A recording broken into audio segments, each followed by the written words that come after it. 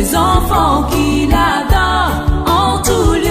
C'est pourquoi Jésus, ton peuple, tu vois, t'implore de tous les quatre vents. Éternel, réponds-nous.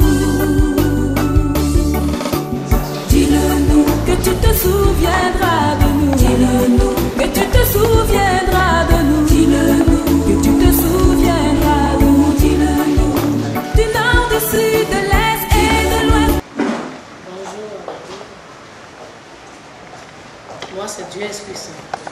Dieu créateur du ciel et de la terre, Père de Jésus-Christ, époux de la Vierge Marie. L'actualité ces derniers jours focalise plus l'attention du public béninois sur Banama. Pour certains, c'est Parfaite de Banama, pour d'autres, c'est Dieu Esprit Saint. Dites-nous, vous venez de le dire, qui êtes-vous réellement et pourquoi vous le dites? Je viens de vous le dire. Je ne m'appelle pas Parfaite, ni Dame Parfaite, comme le disent les païens. Je m'appelle Dieu, je suis Dieu, Esprit Saint, créateur du ciel et de la terre. Et Dieu, ce n'est pas un surnom, c'est ce que je suis. Donc, ceux qui vont à Banama m'appellent Dabo, c'est pour dire que je suis leur grand-père, le Père de Jésus-Christ. Donc, c'est ceux qui ne comprennent pas la mission de Banama qui m'appellent Parfaite. Alors, dites-nous, vous êtes Dieu Esprit Saint, comment avez-vous reçu ce don d'être Dieu Esprit Saint? Être Dieu, ce n'est pas un don. On est Dieu, c'est tout. Ce n'est pas un don qu'on reçoit. Je ne suis pas un mystique. Je ne suis pas un envoyé de Dieu. Je n'ai pas dit que je suis un prophète. Je n'ai pas dit que je suis, je ne sais pas, un voyant ou bien, je ne sais pas trop. Ce n'est pas un don qu'on reçoit. Être Dieu qui donne le don, c'est celui qui donne tout don qui est devant vous. Donc, je n'ai pas de don à recevoir. Alors, la mission de Banama se résume à quoi? La mission de Banama, c'est bien cette question-là que vous venez de poser. Banama, c'est tout d'abord l'amour, l'humilité et la miséricorde. Et la mission de Banama, c'est un combat en fait. C'est un combat. La mission de Banama consiste à détruire les forces du mal, la sorcellerie surtout, tout ce qui est diabolique, à assainir l'Église catholique que Jésus-Christ a fondée lui-même, à réorganiser les choses. Et quand je parle d'assainissement, c'est pour dire que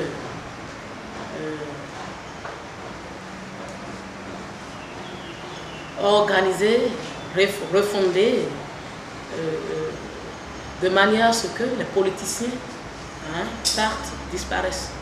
Quand je parle de politiciens, c'est les corrompus de l'Église catholique, sans nommer.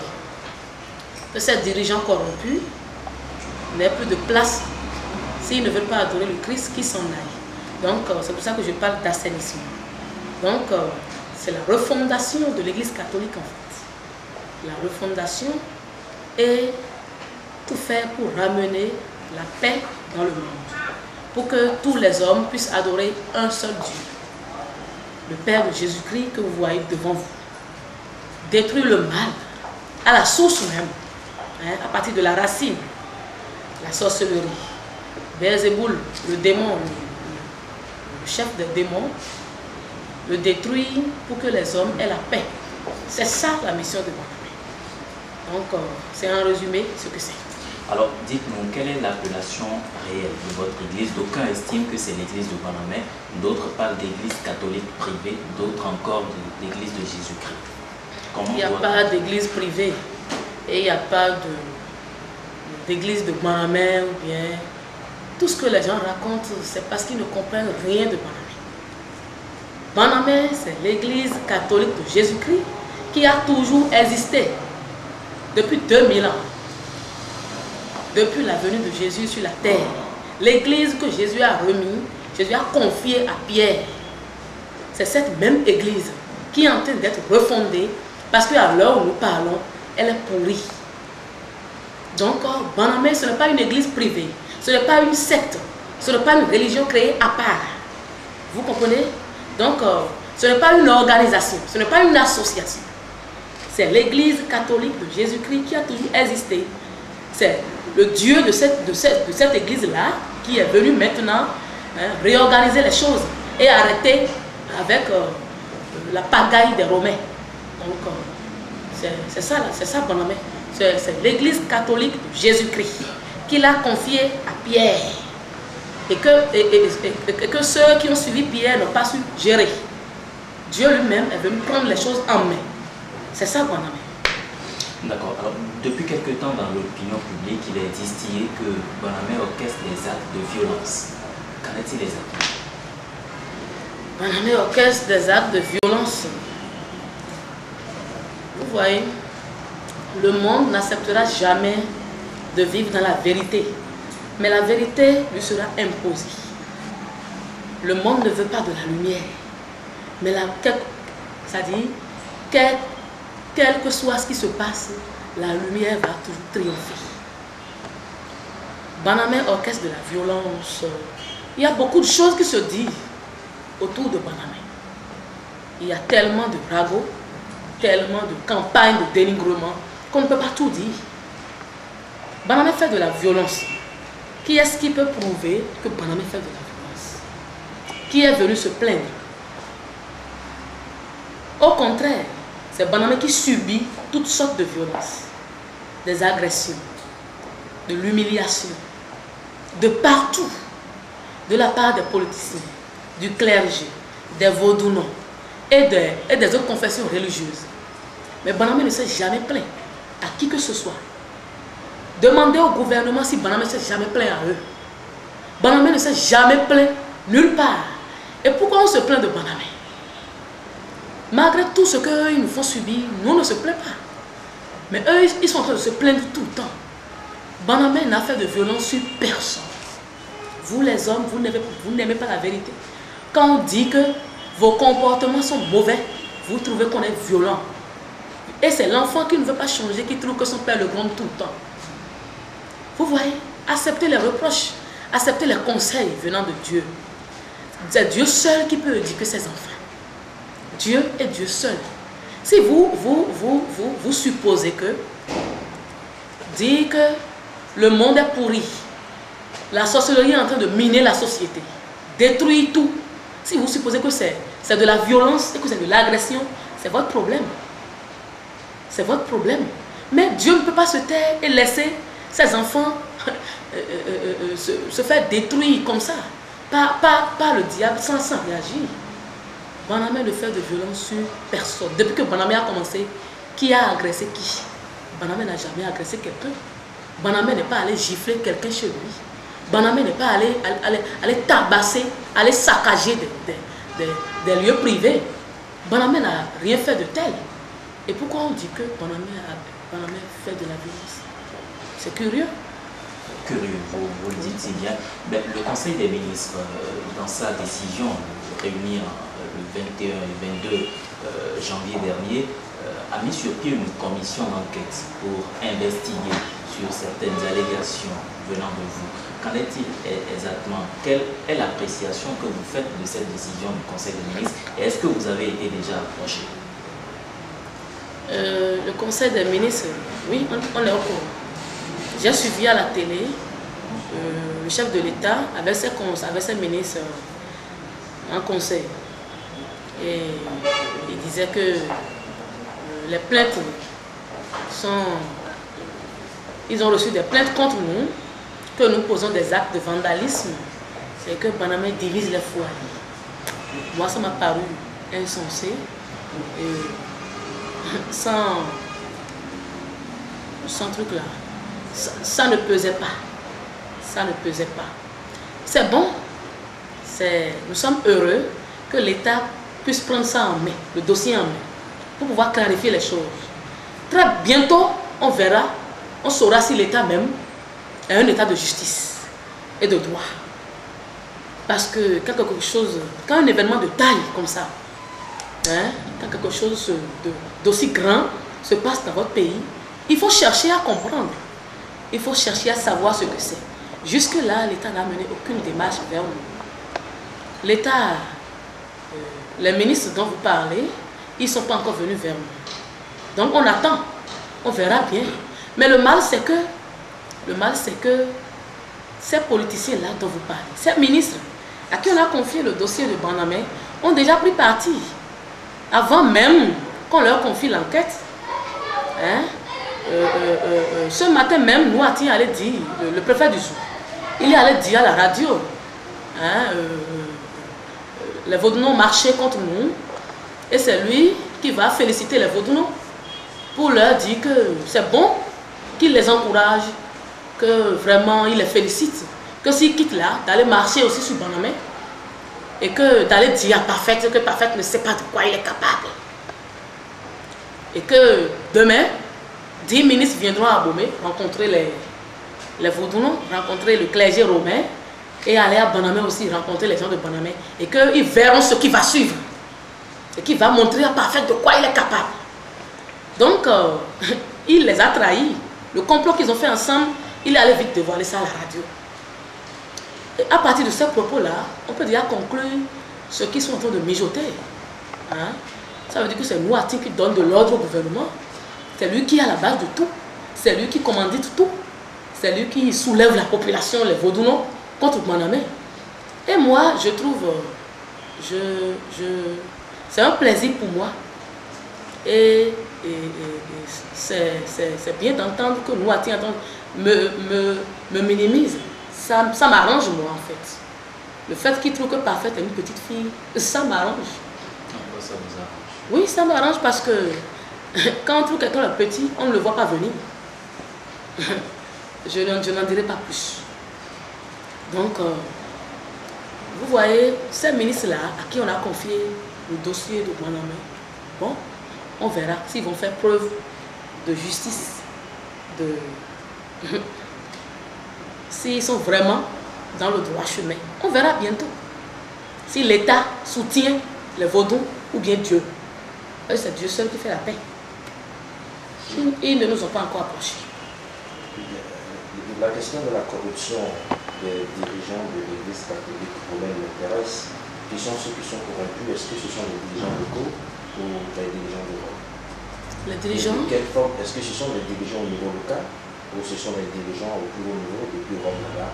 De quel type de corruption il s'agit? La mafia romaine n'est pas seulement au niveau national.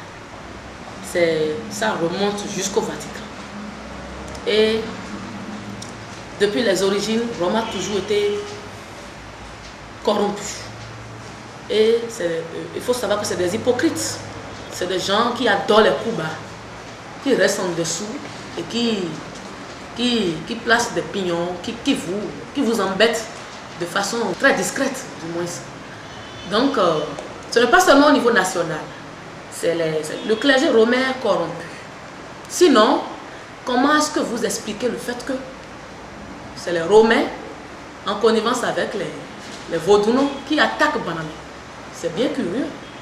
Qu'est-ce que le Vaudou a à voir avec l'Église catholique? Ça devrait susciter beaucoup de questions. Ce n'est pas concevable. Donc, le Vaudou n'a rien à voir avec l'Église catholique. Et pourquoi ils se donnent la main pour aller contre Banamé?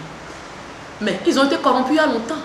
Vous n'avez pas appris hier un gars là qui était allé parler à Royal FM en disant que les catholiques et les Vaudounos ont toujours travaillé main dans la main jusqu'à aujourd'hui. Que Parfait, qui date d'hier, sort de nulle part et vient maintenant les embêter, que ça ne se passera pas ici. C'est main dans la main qui travaille. Hein? Si quelqu'un veut comprendre, il comprend. Si quelqu'un ne veut pas comprendre. Depuis des années, dans l'imaginaire collectif, Dieu a toujours été présenté comme un être suprême, qu'on ne voit pas, avec qui on ne peut pas discuter. Vous êtes Dieu. Alors, comment les êtres humains peuvent comprendre votre mission et votre existence? Et le portrait en fait, de votre personnage qui tranche avec le portrait qu'on a connu de Dieu jusque-là. Comment est-ce que les hommes peuvent comprendre ça? Quels sont les faits qui peuvent amener les hommes à bien comprendre ce que vous êtes réellement? Vous voyez, je me suis fait bien comprendre. On dit qu'il n'y a pas pire aveugle que celui qui ne veut pas voir.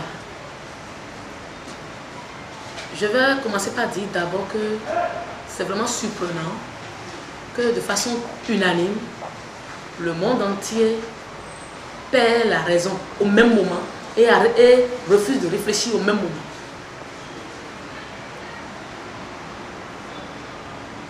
Avec un peu de bon sens, quand on voit Panamé, on sait que c'est Dieu. Bon, il y a des évidences. Vous dites que Dieu, on ne peut pas le voir. On ne peut pas parler avec lui. On ne peut pas discuter, on ne peut pas toucher Dieu. Mais, il faut savoir une chose dans le même temps. Dieu, pour communiquer avec ses enfants, il ne prendra jamais la condition d'un animal, ni la forme d'un arbre, pour venir rester parmi ses enfants. Mon fils Jésus-Christ était venu en condition humaine. Il n'était pas un vent. Il ne parlait pas à travers le vent, il était un être humain. On parlait de, quand on parle de Jésus-Christ, on dit vrai Dieu, vrai homme. Et vous, les hommes de ce temps, vous devez savoir une chose. La foi, ce n'est pas ce qui se conçoit. La foi, c'est ce qui ne se conçoit pas. C'est ce que l'homme ne peut pas imaginer, l'homme ne peut pas expliquer. C'est ça qui est la foi. Le jour où tu comprendras ce en quoi tu crois, ce n'est plus ça. C'est ça la foi. Dieu, c'est le mystère qu'on ne peut jamais percer. Le mystère qu'on ne peut jamais comprendre. Mais quand vous dites que, comment est-ce que les hommes peuvent comprendre que je suis Dieu? Je suis venu sur la terre, j'ai pris chair. Ce n'est pas parce que ma condition humaine, ce n'est pas parce que je suis dans la chair d'une femme que je ne suis pas ce que je suis. Dieu, Abba, quelle que soit sa condition, il est ce qu'il est. Et depuis que je suis dans la chair, j'ai dit que je suis Dieu. Et je le répète, je n'ai pas dit que je suis un prophète. Je n'ai pas dit que je suis un envoyé de Dieu. J'ai dit que je suis Dieu le Père, créateur du ciel et de la terre. Et c'est ce que je suis, que je dis. Et depuis que je le dis, rien ne m'est arrivé. Rien ne m'est arrivé dans ce abomé-là, sur la terre de Wekbaja, qui peut se lever et dire qu'il est Dieu et combattre les forces du mal, sans que rien ne lui arrive. Sur la terre d'Agoni, mais tu seras puni. Le lendemain même de tes déclarations. Donc, que personne ne trompe personne. Vous voyez, quand la personne dit qu'il est Dieu, il faut voir l'acte que la personne est en train de poser.